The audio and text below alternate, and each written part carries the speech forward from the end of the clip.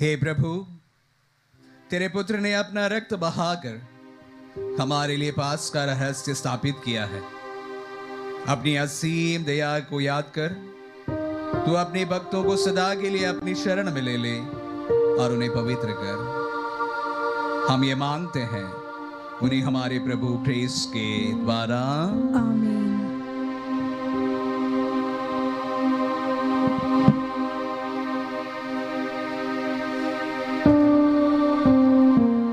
प्रभु का आत्मा आपके जुखा तथा आपके हृदय पर हो, ताकि आप योग्य रीति से प्रभु की वाणी सुना सके। पिता, पुत्र और पवित्र आत्मा के नाम पर आमीन।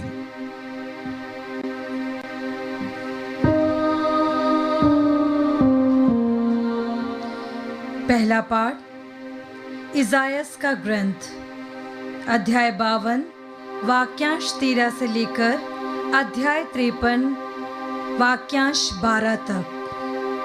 देखो, मेरा सेवक फलेगा फूलेगा, वह महिमान्वित किया जाएगा और अत्यंत महान होगा।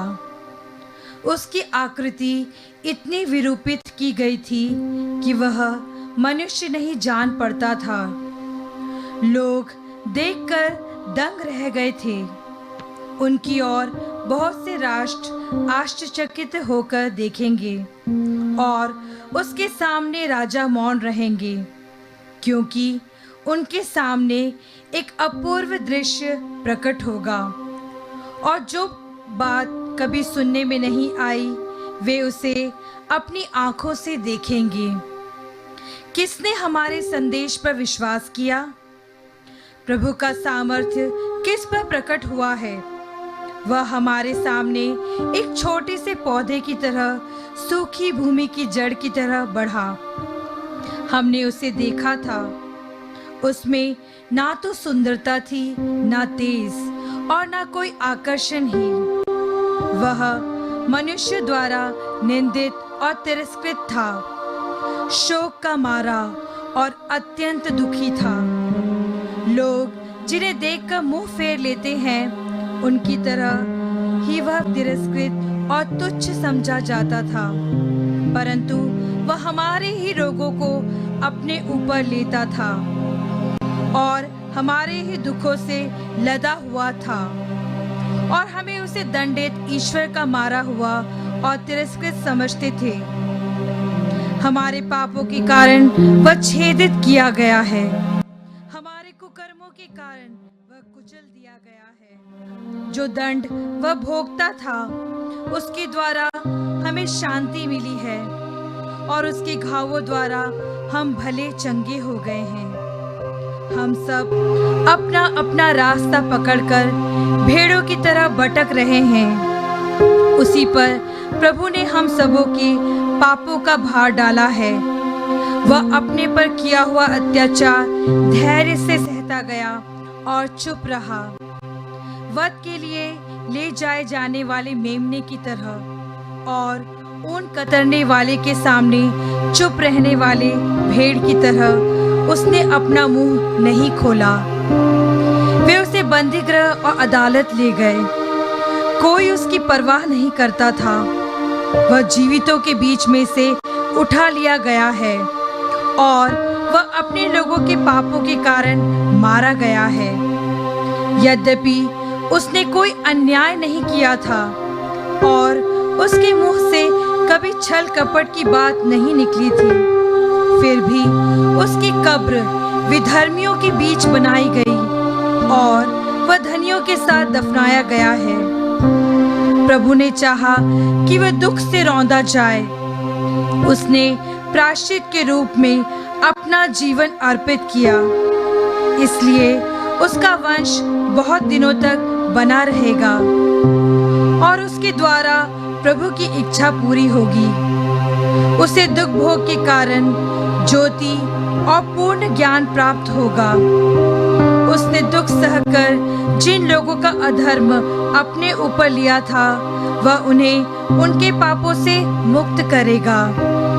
इसलिए मैं उसका भाग महान लोगों के बीच बांटूंगा और वह शक्तिशाली राजाओं के साथ लूट का माल बांटेगा, क्योंकि उसने बहुतों के अपराध अपने ऊपर लेते हुए और पापियों के लिए प्रार्थना करते हुए अपने को बलि चढ़ा दिया और उसकी गिनती कुकर्मियों में हुई।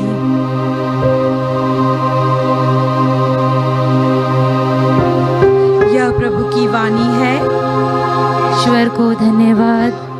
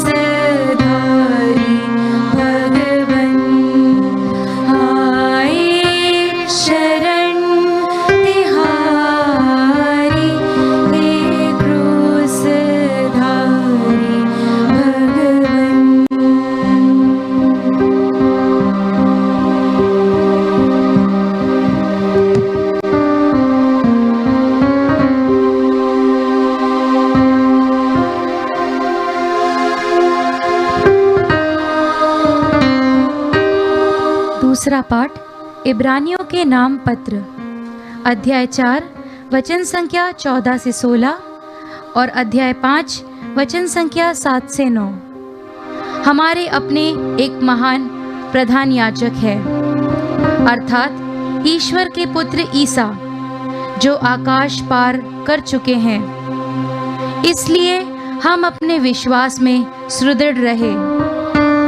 हमारे प्रधान याजक हमारी दुर्बलताओं में हमसे सहानुभूति रख सकते हैं, क्योंकि पाप के अतिरिक्त अन्य सभी बातों में उनकी परीक्षा हमारी ही तरह ली गई है। इसलिए हम भरोसे के साथ अनुग्रह के सिंहासन के पास जाएं, जिससे हमें दया मिले और हम वह कृपा प्राप्त करें जो हमारी आवश्यकताओं में हमारी सहायता करेगी। मसीह ने इस पृथ्वी पर रहते समय पुकार पुकार कर और आंसू बहाकर ईश्वर से, जो उन्हें मृतकों से बचा सकते थे, प्रार्थना और अनुनय विनय की। श्रद्धालुता के कारण उनकी प्रार्थना सुनी गई। ईश्वर का पुत्र होने पर भी उन्होंने दुख सहकर आज्ञा पालन सीखा। वह पूर्ण रूप से सिद्ध बनकर और ईश्वर से मेल्कीसेदेक की तरह प्रधान याजक की उपाधि प्राप्त कर उन सबों के लिए मुक्ति के स्रोत बन गए, जो उनकी आज्ञाओं का पालन करते हैं। यह प्रभु की वाणी है। ईश्वर को धन्यवाद। जय घोष। मसीह हमारे लिए मरण तक, हाँ, क्रूस के मरण तक आज्ञाकारी बने। इसलिए ईश्वर ने उनको महान बना दिया और उनको वह नाम प्रदान किया जो सब नामों में श्रेष्ठ है।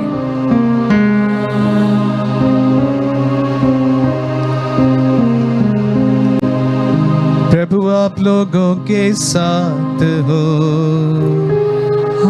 और के साथ भी। संत यूहन्ना के अनुसार प्रभु का दुख भो।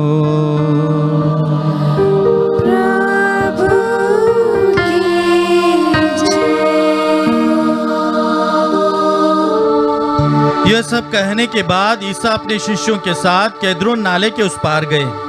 वहां एक बारी थी। उन्होंने अपने शिष्यों के साथ उसमें प्रवेश किया। उनके विश्वासघाती यूदस को भी वह जगह मालूम थी, क्योंकि ईसा अक्सर अपने शिष्यों के साथ वहां गए थे। इसलिए यूदस पलटन और महायाजकों तथा फरीसियों के भेजे हुए प्यादों के साथ वहां आ पहुंचा। वे लोग लालटेने, मशाले और हथियार लिए थे। ईसा यह जानकर कि मुझ पर क्या क्या बीतेगी, आगे बढ़े और उनसे बोले, किसे ढूंढते हो? उन्होंने उत्तर दिया, ईसा नाजरी को। ईसा ने उनसे कहा, मैं वही हूँ। वहां उनका विश्वासघाती यूदस भी उन लोगों के साथ खड़ा था। जब ईसा ने उनसे कहा, मैं वही हूँ, तो वे पीछे हटकर भूमि पर गिर पड़े। ईसा ने उनसे फिर पूछा, किसे ढूंढते हो? वे बोले, ईसा नाजरी को। इस पर ईसा ने कहा, मैं तुम लोगों से कह चुका हूँ कि मैं वही हूँ। यदि तुम मुझे ढूंढते हो तो इन्हें जाने दो। यह इसलिए हुआ कि उनका यह कथन पूरा हो जाए, तूने मुझको जिन्हें सौंपा, मैंने उनमें से एक का भी सर्वनाश नहीं होने दिया। उस समय सिमोन पेतरुस ने अपनी तलवार खींच ली और प्रधान याजक के नौकर पर चलाकर उसका दाहिना कान उड़ा दिया। उस नौकर का नाम मलकुस था।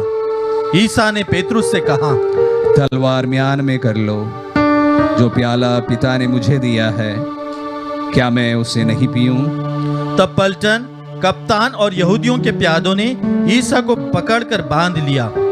वे उन्हें पहले अन्नस के यहाँ ले गए, क्योंकि वह उस वर्ष के प्रधान याजक कैफस का ससुर था। यह वही कैफस था जिसने यहूदियों को यह परामर्श दिया था, अच्छा यही है कि राष्ट्र के लिए एक ही मनुष्य मरे। इसलिए वह दूसरा शिष्य जो प्रधान याजक का परिचित था फिर बाहर गया और द्वारपाली से कहकर पेतरुस को भीतर ले आया। द्वारपाली ने पेतरुस से कहा, कहीं तुम भी तो उस मनुष्य के शिष्य नहीं हो? उसने उत्तर दिया, नहीं हूँ। जाड़े के कारण नौकर और प्यादे आग सुलगाकर ताप रहे थे। पेतरुस भी उनके साथ आग तापता रहा। प्रधान याजक ने ईसा से उनके शिष्यों और उनकी शिक्षा के विषय में पूछा। ईसा ने उत्तर दिया, मैं संसार के सामने प्रकट रूप से बोला हूँ। मैंने सदा सभागृह और मंदिर में, जहाँ सब यहूदी एकत्र हुआ करते हैं, शिक्षा दी है। मैंने गुप्त रूप से कुछ नहीं कहा। ये आप मुझसे क्यों पूछते हैं? उनसे पूछिए जिन्होंने मेरी शिक्षा सुनी है। वे जानते हैं कि मैंने क्या क्या कहा है। इस पर पास खड़े प्यादे में से एक ने ईसा को थप्पड़ मारकर कहा, तुम प्रधान याजक को इस तरह जवाब देते हो? ईसा ने उनसे कहा, यदि मैंने गलत कहा तो मुझे गलती बता दो, और यदि ठीक कहा तो मुझे क्यों मारते हो? इसके बाद अन्नस ने बांधे हुए ईसा को प्रधान याजक कैफस के पास भेज दिया। सिमोन पेतरुस उस समय आग ताप रहा था। कुछ लोगों ने उससे कहा, कहीं तुम भी तो उसके शिष्य नहीं हो? उसने अस्वीकार करते हुए कहा, नहीं हूँ। प्रधान याजक का एक नौकर उस व्यक्ति का संबंधी था जिसका कान पेतरुस ने उड़ा दिया था। उसने कहा, क्या मैंने तुमको उसके साथ बारी में नहीं देखा था? पेतरुस ने फिर अस्वीकार किया और उसी क्षण मुर्गे ने बांग दी।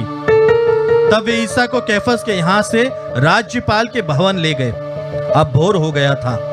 भवन के अंदर इसलिए नहीं गए कि अशुद्ध न हो जाए, बल्कि पास्का का मेमना खा सके। पिलातुस बाहर आकर उनसे मिला और बोला, आप लोग इस मनुष्य पर कौन सा अभियोग लगाते हैं? उन्होंने उत्तर दिया, यदि यह कुकर्मी नहीं होता तो हमने इसे आपके हवाले नहीं किया होता। पिलातुस ने उनसे कहा, आप लोग इसे ले जाइए और अपनी संहिता के अनुसार इसका न्याय कीजिए। यहूदियों ने उत्तर दिया, हमें किसी को प्राण दंड देने का अधिकार नहीं है। यह इसलिए हुआ कि ईसा का वह कथन पूरा हो जाए जिसके द्वारा उन्होंने संकेत किया था कि उनकी मृत्यु किस प्रकार की होगी। तब पिलातुस ने फिर भवन में जाकर ईसा को बुला भेजा और उनसे कहा, क्या तुम यहूदियों के राजा हो? ईसा ने उत्तर दिया, क्या आप यह अपनी ओर से कहते हैं या दूसरों ने आपसे मेरे विषय में यह कहा है? पिलातुस ने कहा, क्या मैं यहूदी हूँ? तुम्हारे ही लोगों और महायाजकों ने तुम्हें मेरे हवाले किया। तुमने क्या किया है? ईसा ने उत्तर दिया, मेरा राज इस संसार का नहीं है। यदि मेरा राज इस संसार का होता तो मेरे अनुयायी लड़ते और मैं यहूदियों के हवाले नहीं किया जाता, परंतु मेरा राज यहाँ का नहीं है। इस पर पिलातुस ने उनसे कहा, तो तुम राजा हो? ईसा ने उत्तर दिया, आप ठीक कहते हैं, मैं राजा हूँ। मैं इसलिए जन्मा और इसलिए संसार में आया हूँ कि सत्य के विषय में साक्ष्य दूं। जो सत्य के पक्ष में है वह मेरी सुनता है। पिलातुस ने उनसे कहा, सत्य क्या है? वह यह कहकर फिर बाहर गया और यहूदियों के पास आकर बोला, मैं तो उसमें कोई दोष नहीं पाता हूँ, लेकिन तुम्हारे लिए पास्का के अवसर पर एक बंदी को रिहा करने का रिवाज है। क्या तुम लोग चाहते हो कि मैं तुम्हारे लिए यहूदियों के राजा को रिहा कर दूं? इस पर वे चिल्ला उठे, इसे नहीं, बराबास को। बराबस डाकू था। तब पिलातुस ने ईसा को ले जाकर कोड़े लगाने का आदेश दिया। सैनिकों ने कांटों का मुकुट गूंथकर उनके सिर पर रख दिया और उन्हें बैंगनी कपड़ा पहनाया। फिर वे उनके पास आकर कहते थे, यहूदियों के राजा प्रणाम, और वे उन्हें थप्पड़ मारते जाते थे। पिलातुस ने फिर बाहर आकर लोगों से कहा, देखो, मैं उसे तुम लोगों के सामने बाहर ले आता हूँ, जिससे तुम यह जान लो कि मैं उसमें कोई दोष नहीं पाता। तब ईसा कांटों का मुकुट और बैंगनी कपड़ा पहने बाहर आए। पिलातुस ने लोगों से कहा, यही है वह मनुष्य। महायाजक और प्यादे उन्हें देखते ही चिल्ला उठे, इसे क्रूस दिया जाए, इसे क्रूस दिया जाए। पिलातुस ने उनसे कहा, इसे तुम ही ले जाओ और क्रूस पर चढ़ाओ, मैं तो इसमें कोई दोष नहीं पाता। यहूदियों ने उत्तर दिया, हमारी एक संहिता है और उस संहिता के अनुसार यह प्राण दंड के योग्य है, क्योंकि इसने ईश्वर का पुत्र होने का दावा किया है। पिलातुस यह सुनकर और भी डर गया। उसने फिर भवन के अंदर जाकर ईसा से पूछा, तुम कहाँ के हो? किंतु ईसा ने उसे उत्तर नहीं दिया। इस पर पिलातुस ने उनसे कहा, तुम मुझसे क्यों नहीं बोलते? क्या तुम यह नहीं जानते कि मुझे तुमको रिहा करने का भी अधिकार है और तुमको क्रूस पर चढ़वाने का भी? ईसा ने उत्तर दिया, यदि आपको ऊपर से अधिकार न दिया गया होता तो आपका मुझ पर कोई अधिकार नहीं होता। इसलिए जिसने मुझे आपके हवाले किया वह अधिक दोषी है। इसके बाद पिलातुस ईसा को मुक्त करने का उपाय ढूंढता रहा, परंतु यहूदी यह कहते हुए चिल्लाते रहे, यदि आप इसे रिहा करते हैं तो आप कैसर के हितैषी नहीं हैं। जो अपने को राजा कहता है वह कैसर का विरोध करता है। यह सुनकर पिलातुस ने ईसा को बाहर ले आने का आदेश दिया। वह अपने न्यायासन पर उस जगह जो लिथोस, त्रोतोस और इब्रानी में गबाता कहलाती है बैठ गया। पास्का की तैयारी का दिन था। लगभग दोपहर का समय था। पिलातुस ने यहूदियों से कहा, यही है तुम्हारा राजा। इस पर वे चिल्ला उठे, ले जाइए, ले जाइए, इसे क्रूस दीजिए। पिलातुस ने उनसे कहा, क्या मैं तुम्हारे राजा को क्रूस पर चढ़वा दूं? महायाजकों ने उत्तर दिया, कैसर के सिवा हमारा कोई राजा नहीं। तब पिलातुस ने ईसा को क्रूस पर चढ़ाने के लिए उनके हवाले कर दिया। वे ईसा को ले गए और वह अपना क्रूस ढोते हुए खोपड़ी की जगह नामक स्थान गए। इब्रानी में उसका नाम गोलगोथा है। वहां उन्होंने ईसा को और उनके साथ दो और व्यक्तियों को क्रूस पर चढ़ाया, एक को इस ओर, दूसरे को उस और बीच में ईसा को। पिलातुस ने एक दोष पत्र भी लिखवाकर क्रूस पर लगवा दिया। वह इस प्रकार था, ईसा नाजरी यहूदियों का राजा। बहुत से यहूदियों ने यह दोष पत्र पढ़ा, क्योंकि वह स्थान जहां ईसा क्रूस पर चढ़ाए गए थे शहर के पास ही था और दोष पत्र इब्रानी, लातिनी और यूनानी भाषा में लिखा हुआ था। इसलिए यहूदियों के महायाजकों ने पिलातुस से कहा, आप यह नहीं लिखिए यहूदियों का राजा, बल्कि इसने कहा है कि मैं यहूदियों का राजा हूँ। पिलातुस ने उत्तर दिया, मैंने जो लिख दिया सो लिख दिया। ईसा को क्रूस पर चढ़ाने के बाद सैनिकों ने उनके कपड़े ले लिए और कुर्ते के सिवा उन कपड़ों के 4 भाग कर दिए, हर सैनिक के लिए एक एक भाग। उस कुर्ते में सीवन नहीं था, वो ऊपर से नीचे तक पूरा का पूरा बुना हुआ था। उन्होंने आपस में कहा, हम इसे नहीं फाड़े, चिट्ठी डालकर देख ले कि यह किसे मिलता है। यह इसलिए हुआ कि धर्म ग्रंथ का यह कथन पूरा हो जाए, उन्होंने मेरे कपड़े आपस में बांट लिए और मेरे वस्त्र पर चिट्ठी डाली। सैनिकों ने ऐसा ही किया। ईसा की माता, उसकी बहन क्लोपस की पत्नी मरियम और मरियम मगदलेना उनके क्रूस के पास खड़ी थी। ईसा ने अपनी माता को और उनके पास अपने उस शिष्य को जिसे वह प्यार करते थे देखा। उन्होंने अपनी माता से कहा, भद्रे, ये आपका पुत्र है। इसके बाद उन्होंने उस शिष्य से कहा, यह तुम्हारी माता है। उस समय से उस शिष्य ने उसे अपने यहाँ आश्रय दिया। तब ईसा ने यह जानकर कि अब सब कुछ पूरा हो चुका है, धर्म ग्रंथ का लेख पूरा करने के उद्देश्य से कहा, मैं प्यासा हूँ। वहां कच्ची अंगूरी से भरा एक पात्र रखा हुआ था। लोगों ने उसमें एक पंसोक्ता डुबाया और उसे जूफे की डंडी पर रखकर ईसा के मुख से लगा दिया। ईसा ने खट्टी उंगली चख कर कहा, सब पूरा हो चुका है, और सिर झुकाकर प्राण त्याग दिए।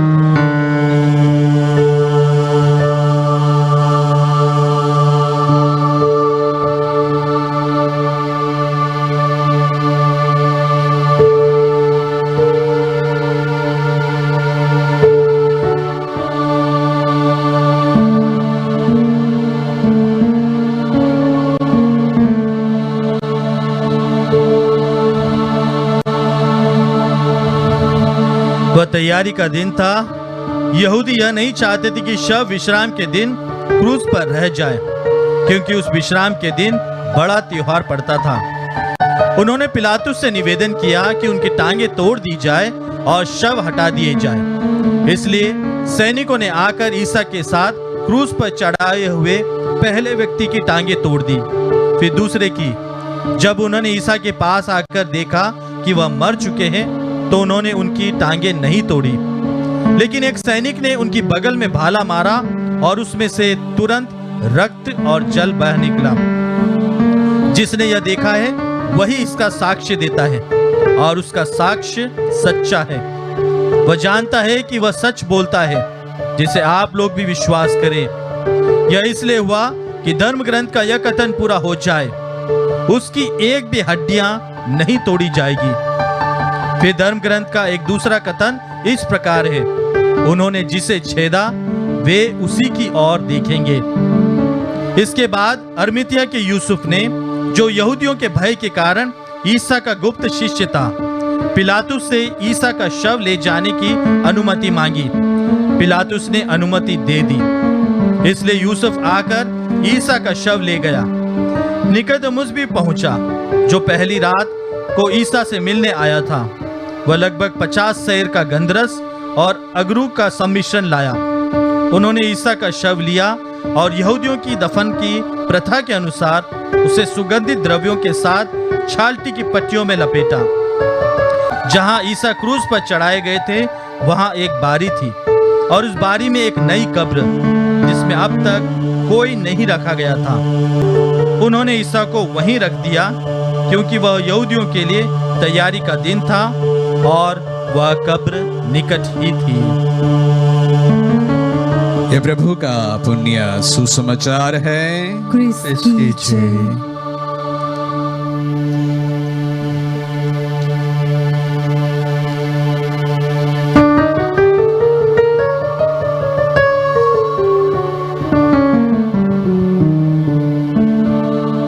लगभग तीसरे पहर ईसा ने ऊंचे स्वर से पुकारा, एली एली लामा सबक्तानी।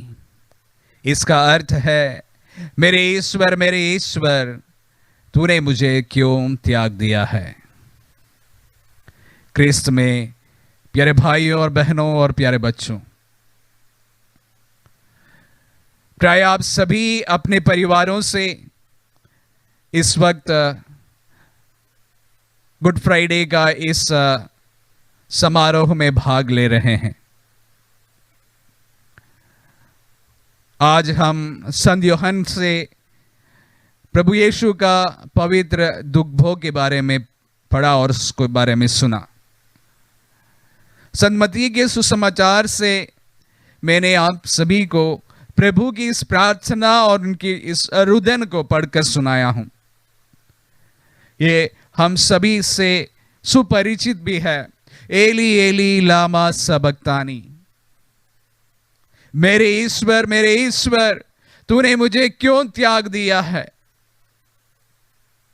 शायद ही प्रार्थना आप सभी के दिल में से भी इस वक्त उठ रहा होगा कि मेरे ईश्वर, तूने हमें क्यों त्याग दिया है। ऐसा हमें प्रतीत होता होगा कि प्रभु ने हम सबको, सारे विश्व को छोड़ दिया है। तो प्राय ही यही प्रार्थना हम सबों के दिल से उठती है। आज फिर से हम प्रभु के दुख भोग पर मनन चिंतन करते हैं। हमने ये पाठ जो सुना वो प्रभु की प्रार्थना थी, प्रभु का रुदन था, जो अब्बा पिता को अपने पिता मानते थे, और उसका पुत्र यीशु के दिल में से उठी ये प्रार्थना हम सबको आज हमारे दिल में से उठी प्रार्थना के समान लगता है। यह ना सिर्फ इस वक्त, लेकिन हमारे जीवन में जब तकलीफें आती है, परेशानी आती है, दुख आता है, मृत्यु आ जाती है, तब भी हमारे दिल में से भी ये प्रार्थना निकल आती है। विशेष रूप से जब हम प्रभु पर विश्वास करते हैं, अपने आप को उनके पुत्र पुत्रियां मानते हैं, उस पे अपना गर्व समझते हैं, उसके बावजूद भी जब हमारे जीवन में परेशानी आती है तो यह सवाल हमारे दिल से निकलना स्वाभाविक भी है। प्यारे मित्रों, हर एक व्यक्ति के जीवन में या इंसान के या मानव के जीवन में दो प्रकार के दुख होते हैं। एक तो है शारीरिक कष्ट, शारीरिक पीड़ा, और उससे उत्पन्न होने वाला दुख, और दूसरा होता है शरीर के अंदर से एक प्रकार अपने दिल से जब वह दुखों से गुजरते हैं वहां से उठने वाली पीड़ा। प्रभु यीशु के दुख भोग में इन दोनों दुख के पराकाष्ठा में प्रभु पहुंचते हुए हमें देखते हैं। उनके सारा शरीर छेदित किया गया, जिसके बारे में भविष्यवाणी हमने इस्यास नबी के ग्रंथ से सुना। आज के दिन इस्यास नबी के ग्रंथ अध्याय 52 और 53 में तकरीबन 14-15 वचनों में, वाक्यों में प्रभु की मृत्यु के बारे में बहुत सटीक रूप से भविष्यवाणी की गई है, और किस प्रकार उन्हें यातनाएं सहनी पड़ेगी और किस प्रकार की एक मृत्यु उन्हें वरण करना पड़ेगा और उसका क्या फल होगा, इसके बारे में सटीक रूप से इस्यास नबी प्रभु यीशु के जन्म के तकरीबन 700 और 800 वर्ष के पूर्व भविष्यवाणी करते हैं।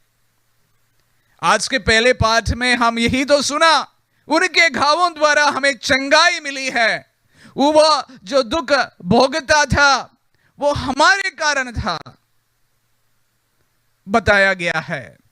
फिर से मेरे पहली बात पर मैं वापस लौट जाना चाहूंगा कि प्रभु ने अपने शरीर में नाना प्रकार के सारे दुखों को झेला है। उनके शरीर छेदित किया गया, उनके सिर पर कांटों का मुकुट पहनाया गया और उन्हें उन पर कोड़े लगवाए गए। क्रूस का भारी वजन से उनका शरीर टूट चुका था और अंतिम वह उस क्रूस रास्ते के अंत में 3 कीलों में टंगे गए हैं। और इस तरह अपने शरीर में हम ये कह सकते हैं कि एक व्यक्ति जितना वेदना को सह सकते हैं उसके पूरे पराकाष्ठा में वो पहुंच जाते हैं।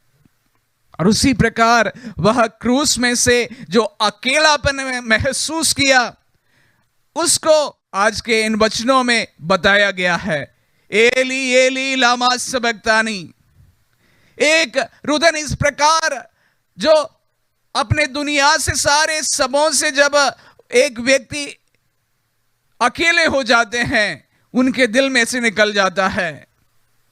जब परिवार उन्हें त्याग देता है, जब अपने शिष्य उन्हें त्याग देता है, जब अपने परिचित उन्हें त्याग देता है, जब अपने रिश्तेदार उन्हें त्याग देता है, जब उन्हें लगता है कि इस दुनिया में उनके कोई नहीं है, तब जब यह भी लगता है कि ईश्वर ने भी उन्हें छोड़ दिया हो, तो प्यारे मित्रों इस प्रकार की प्रार्थना हमारे दिल में से निकल जाती है।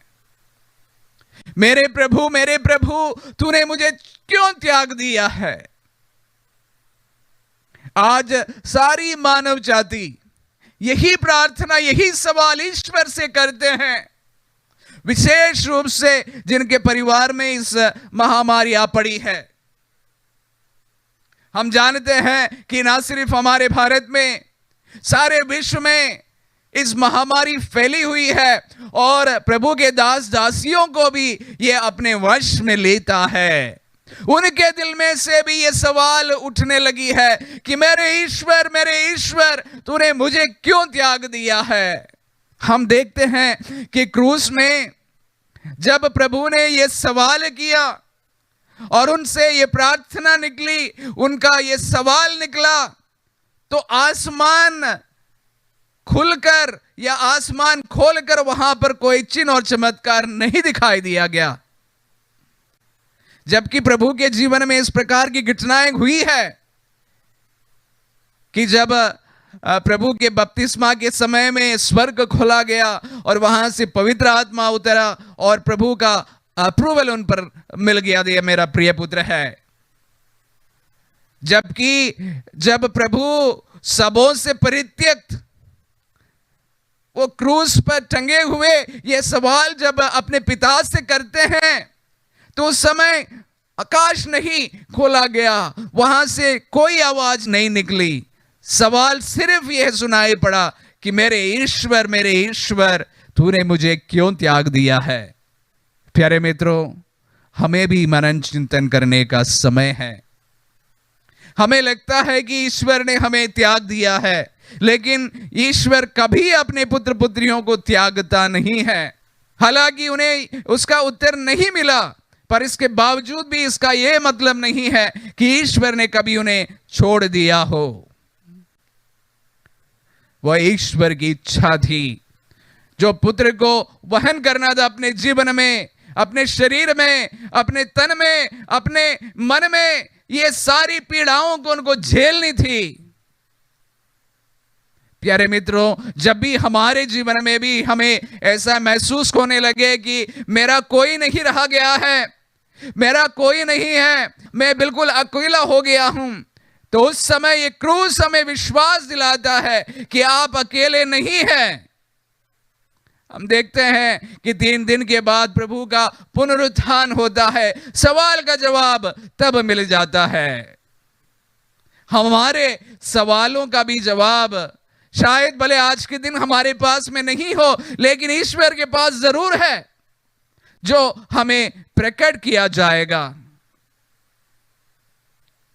हमारे दुखों में, हमारी पीड़ाओं में, हमारे क्लेश में, हमारे दुखों में, बीमारियों में हमें कभी लगता है कि प्रभु हमें छोड़ दिया है, लेकिन ऐसा बिल्कुल नहीं है। उस वक्त हमें हमारी नजरों को उस क्रूस की ओर उठानी चाहिए जहां उसका पुत्र क्रूस पर टंगे हुए मरते हैं। वहां से जीवन उत्पन्न होता है। प्यारे मित्रों, जब सारा विश्व इस विषम परिस्थितियों से गुजर रहे हैं, आइए हम सब मिलकर सारे मानव जाति के लिए प्रार्थना करते हैं कि प्रभु, हमें लगता है कि आप हमें छोड़ दिया है इस वक्त, लेकिन हमें भरोसा दिला दीजिए, हमें विश्वास दिला दीजिए, हमारे ढारस बंधा दीजिए कि हम जानते हैं कि आप हमारे साथ हैं। जिस तरह आप अपने पुत्र के साथ था, आज आप हमारे साथ में भी खड़े हैं। प्रभु, प्रार्थना करते हैं आपके सारे पुत्र पुत्रियां, दास दासियां सब मिलकर प्रभु प्रार्थना करते हैं। उस क्रूस से प्रभु जी टपके उस लहू के सामर्थ्य से सारे विश्व को तू चंगाई प्रदान कीजिए। हम विश्वास करते हैं तेरे पवित्र घावों द्वारा हमें चंगाई मिली है। आज हम सारे विश्व के लिए उसी प्रार्थना को दोहराए प्रभु जी कि आपके पवित्र लहू द्वारा, आपके पवित्र घावों द्वारा इस सारी संसार को, हमारे हर एक व्यक्ति को प्रभु जी चंगाई मिली है। हमारी प्रार्थना को सुन और कबूल कर प्रभु। आमीन।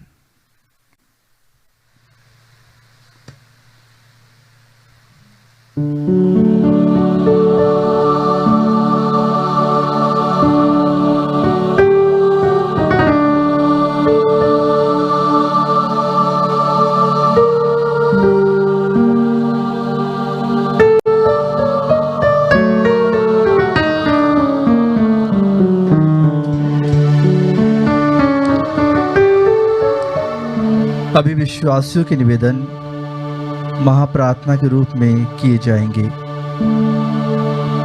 पवित्र कलीसिया के लिए प्रिय भाइयों और बहनों, हम पवित्र कलीसिया के लिए प्रार्थना करें। प्रभु ईश्वर सारे जगत में उसे शांति और एकता प्रदान करे तथा सुरक्षित रखे। और हम चैन तथा शांति में जीवन बिताते हुए सर्वशक्तिमान पिता ईश्वर की महिमा कर सकें। हम प्रार्थना करें। हे सर्वशक्तिमान शाश्वतीश्वर, तूने क्रिस्त के द्वारा सब लोगों पर अपनी महिमा प्रकट की है। अपनी दया का कार्य जारी रखने के लिए तूने जो कलीसिया स्थापित की है उसकी रक्षा कर। वह सारी पृथ्वी पर फैल जाए और दृढ़ विश्वास के साथ तेरे नाम का यश गाती रहे। हमारे प्रभु क्रिस्त के द्वारा।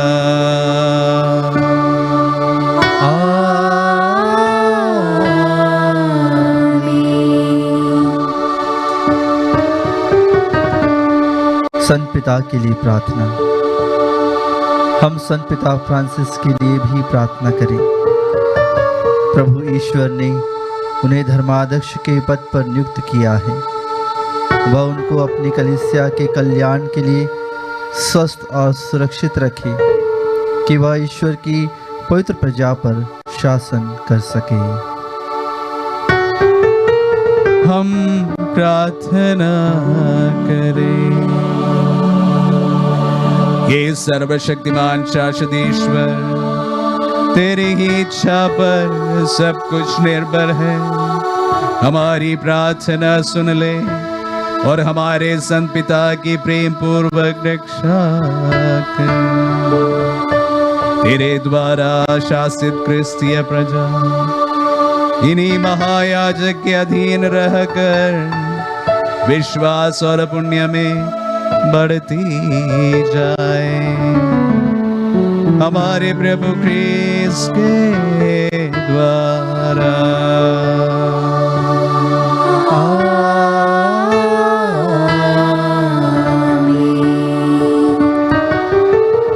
याजक वर्ग तथा अन्य विश्वासियों के लिए प्रार्थना।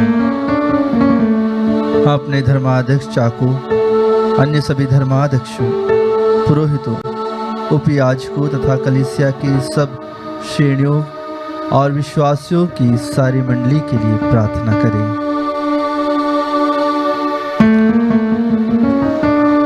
हम प्रार्थना करें। हे सर्वशक्तिमान शाश्वतीश्वर, पवित्र आत्मा के द्वारा तू समस्त कलीसिया को पवित्र करता और उसका संचालन करता है। इसकी सब परिचरों के लिए हमारा निवेदन है कि तेरी कृपा से सब के सब ईमानदारी के साथ तेरी सेवा करते रहे। हमारे प्रभु क्रिस्त के द्वारा।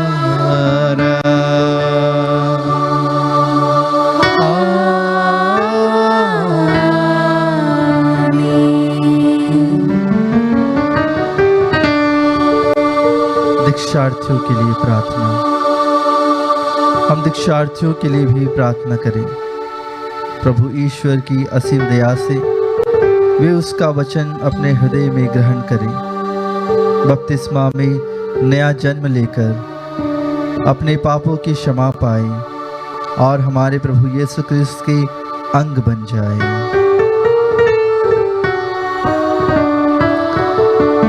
हम प्रार्थना करें। हे सर्वशक्तिमान शाश्वतीश्वर, तू अपनी कलीसिया की संतान की वृद्धि करता रहता है। दीक्षार्थियों का विश्वास और ज्ञान बढ़ा कि ये बपतिस्मा द्वारा नयम जन्म पाकर तेरे पुत्र पुत्रियों में सम्मिलित हो सके। हमारे प्रभु क्रिस्त के द्वारा।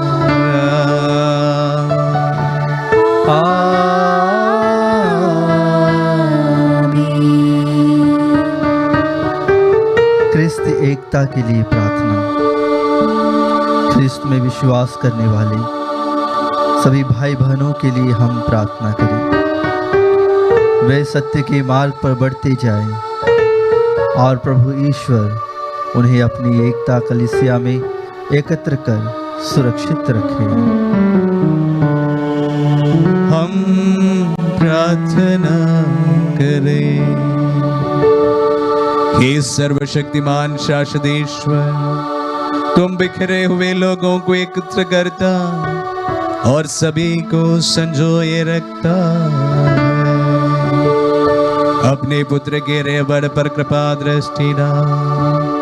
जो लोग एक ही बपतिस्मा द्वारा पवित्र किए गए हैं, वे अखंड विश्वास और प्रेम के बंधन में एक बने रहे।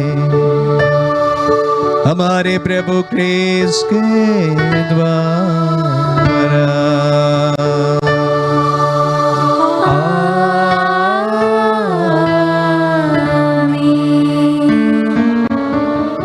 यहूदी जाति के लिए प्रार्थना।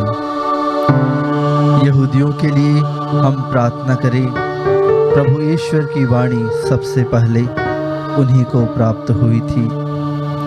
उसकी कृपा से वे ईश्वर को अधिकाधिक प्यार करें और उसके व्यवस्थान के प्रति अधिक विश्वस्त बनते जाएं।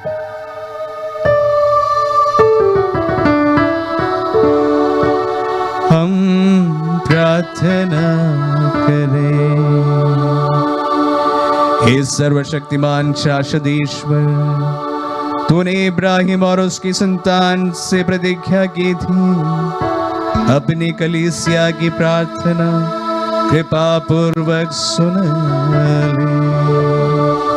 जिस जाति को तूने पूर्व काल में अपनी प्रजा बनाया था, वह अब पूर्ण रूप से मुक्ति पा सके। हमारे प्रभु क्रिस्त के द्वारा।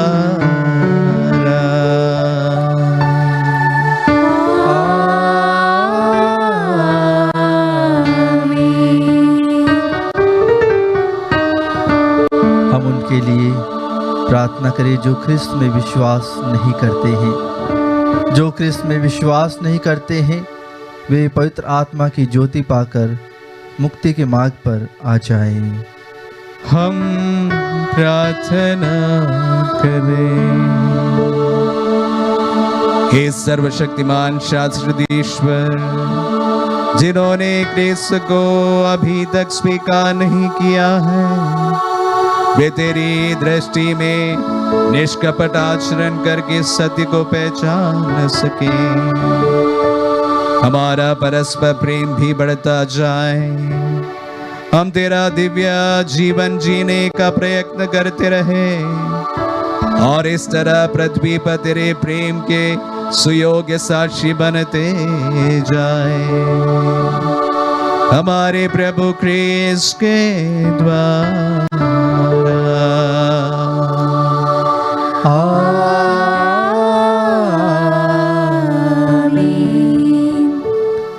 उनके लिए जो ईश्वर में विश्वास नहीं करते हैं, ईश्वर को नहीं मानने वालों के लिए हम प्रार्थना करें कि सच्चे हृदय से भला आचरण करके वे ईश्वर को जाने। हम प्रार्थना करें। हे सर्वशक्तिमान शाश्वतेश्वर, तूने मनुष्यों को बनाया है कि वे तुझे पाकर विश्राम ले।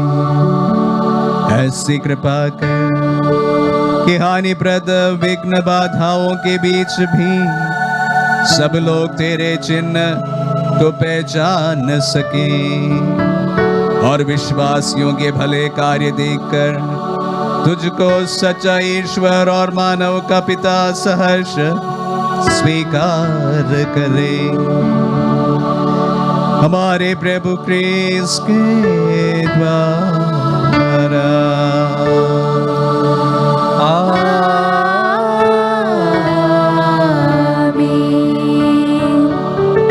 राज्य शासकों के लिए, सभी राज्य शासकों के लिए भी हम प्रार्थना करें। प्रभु ईश्वर अपनी इच्छा के अनुसार उनका मन और हृदय संचालित करे, जिससे वे सबों के लिए सच्ची शांति और स्वतंत्रता का प्रबंध कर सकें।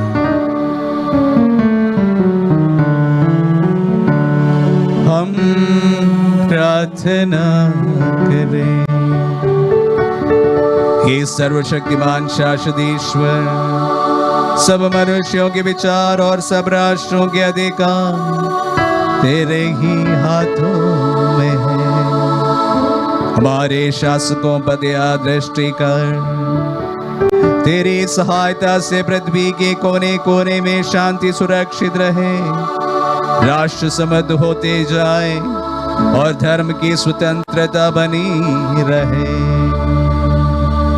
हमारे प्रभु क्रिस्त के द्वारा।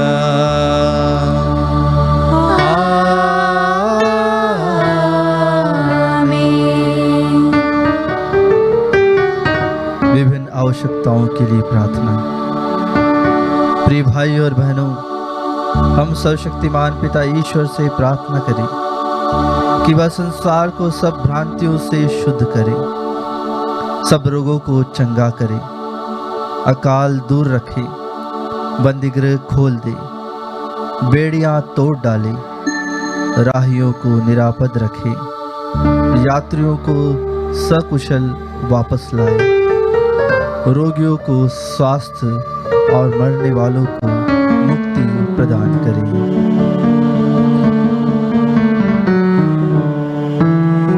हम प्रार्थना करें। हे सर्वशक्तिमान शाश्वत ईश्वर, तू ही दुखियों को दिलासा और पीड़ितों को धीरज देता है। संकट में पड़े लोगों की दुहाई तेरे पास पहुंचे और सब के सब अपनी विपत्ति में तेरी दया का सहारा पाकर आनंद का अनुभव कर सके। हमारे प्रभु क्रिस्त के द्वारा।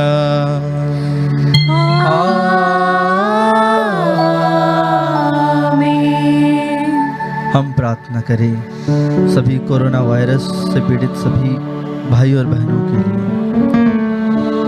प्रभु अपने पवित्र लहू से उन सभी को चंगाई और कृपा प्रदान करें। हम प्रार्थना करें। हे विधाता, इस दुनिया के सृष्टिकर्ता, हम तेरे बच्चे तेरे पास आते, विपत्ति के समय पर तू हमारे ऊपर दया कर और ये सारे विश्व से इस महामारी को नष्ट कर दे। हमारे प्रभु क्रिस्त के द्वारा।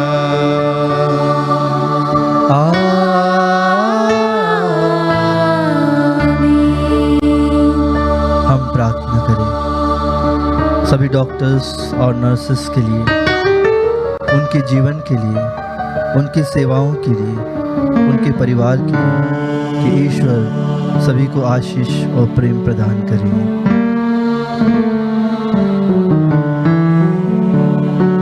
हम प्रार्थना करें। हे प्रभु, क्रूस से बहे उस लहू से सारे विश्व के डॉक्टर्स, नर्सेस और सारे हेल्थ वर्कर्स की रक्षा तू कर। आपके पवित्र कवच से वे इस बीमारी से मुक्त रहे और सकुशल सारी रोगियों को चंगाई प्रदान करें। हमारे प्रभु क्रिस्त के द्वारा।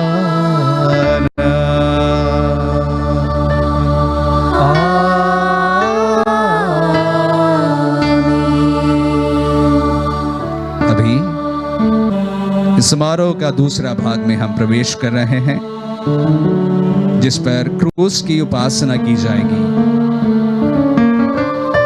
हम जानते हैं कि हर साल हम क्रूस की उपासना के बाद में क्रूस का चुंबन करते हैं। इस विशेष परिस्थितियों में एक्सोल्टेशन ऑफ द क्रॉस, यह विधि बाद में किए जाने का रोम से आदेश आया है। उसका पालन करते हुए अभी हम लोग सिर्फ क्रूस की उपासना में भाग लेंगे।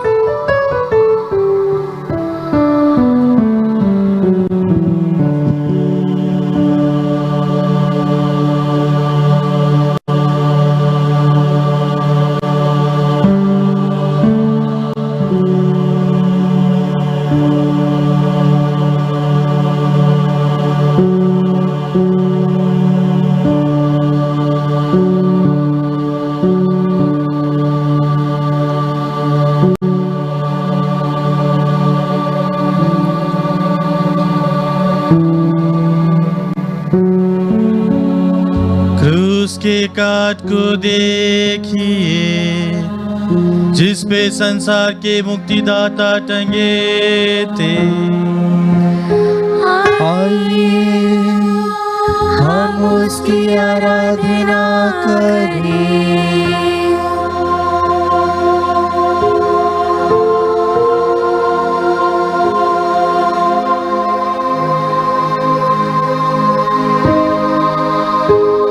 क्रूस के काट को देखिए, जिस पे संसार के मुक्तिदाता टंगे थे।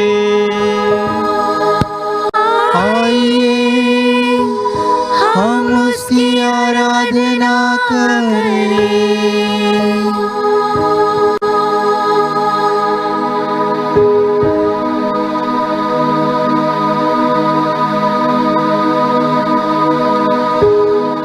क्रूस के काट को देखिए, जिस पे संसार के मुक्तिदाता टंगे थे।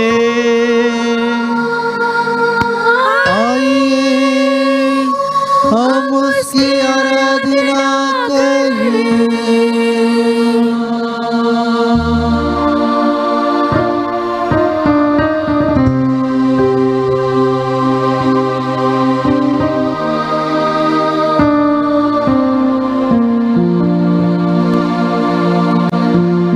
हे मेरे लोगों, क्या मैंने तुम्हें दुखी बनाया या कष्ट दिया? उत्तर मुझे तो देना। हे मेरे लोगों, क्या मैंने तुम्हें दुखी बनाया या कष्ट दिया? उत्तर मुझे तो देना। मैं तुम्हारे हेतु मिस्र देश के पहलोटों को मारा, और तुमने क्या किया? मुझे मार मार कर मौत के मुंह में सौंपा। हे मेरे लोगों, क्या मैंने तुम्हें दुखित बनाया या कष्ट दिया? उत्तर मुझे तो देना। मैंने तुम्हारे सामने समुद्र को खोला, और तुमने क्या किया? एक भाले से मेरी छाती को छेदा। हे मेरे लोगों, क्या मैंने तुम्हें दुखित बनाया या कष्ट दिया? उत्तर मुझे तो देना। मैंने तुमको बादल में आगे चल रास्ता बताया, और तुमने मुझे पिलातुस की अदालत में रखवाया। हे मेरे लोगों, क्या मैंने तुम्हें दुखित बनाया या कष्ट दिया?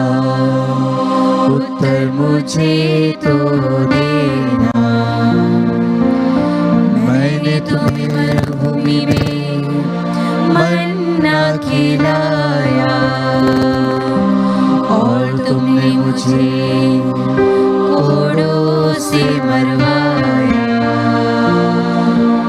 हे मेरे लोगों, क्या मैंने तुम्हें दुखित बनाया या कष्ट दिया? उत्तर मुझे तो देना। मैंने तुम्हारे हेतु कानान के राजाओं को मारा और तुमने क्या किया? बांस मेरे सिर पर मारा। हे मेरे लोगों, क्या मैंने तुम्हें दुखित बनाया या कष्ट दिया? उत्तर मुझे तो देना। हे मेरे लोगों, क्या मैंने तुम्हें दुखित बनाया या कष्ट दिया? उत्तर मुझे तो देना।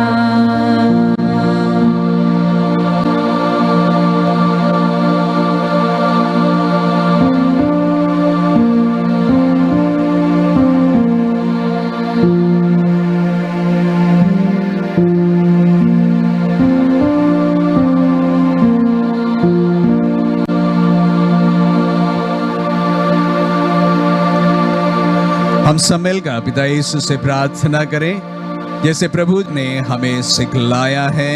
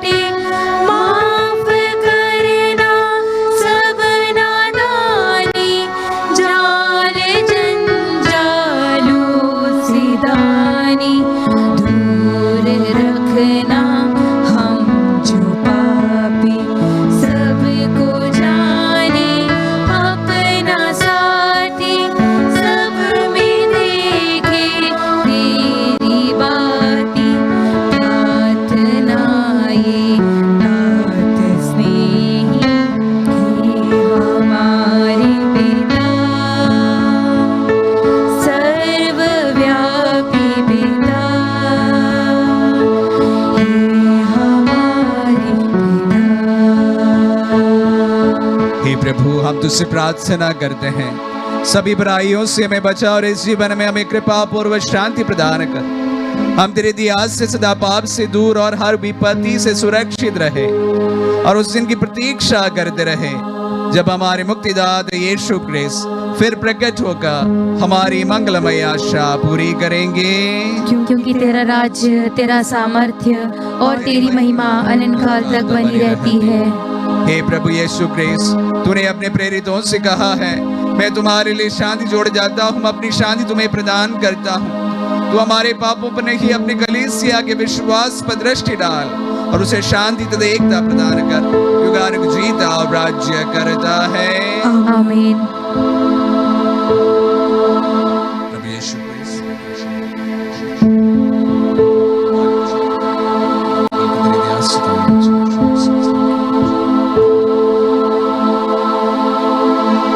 देखिए ईश्वर का मेमना जो संसार के पाप लेता है। धर्मी जो प्रभु के नाम पर बुलाए जाते हैं हे प्रभु, मैं इस योग्य नहीं हूँ कि आप मेरे यहाँ आए, किंतु एक शब्द कह दीजिए और मेरी आत्मा चंगी हो जाएगी।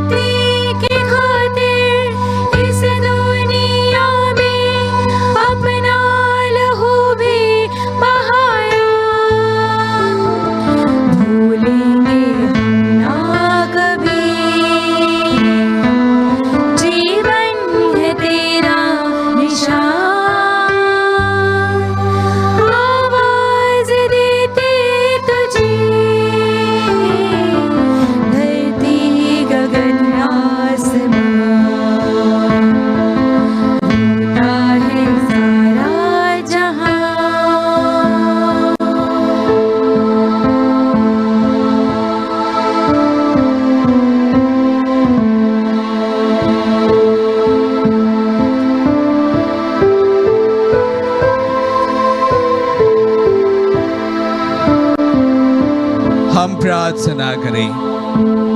हे सर्वशक्तिमान शाश्वतेश्वर, तूने अपने पुत्र यीशु क्रिस्त की पुण्यदायी मृत्यु और पुनरुत्थान द्वारा हमारा नवनिर्माण किया है। इस दयापूर्ण कार्य का फल हम में सुरक्षित रखें। इस संस्कार में सहभागी होकर हम आजीवन तेरी सेवा में तत्पर रहे।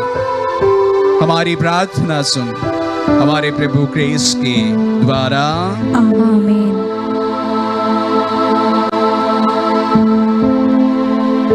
हे प्रभु, अपने पुनरुत्थान की आशा में तेरी प्रजा ने तेरे पुत्र की पुण्यदायी मृत्यु की स्मृति मनाई है।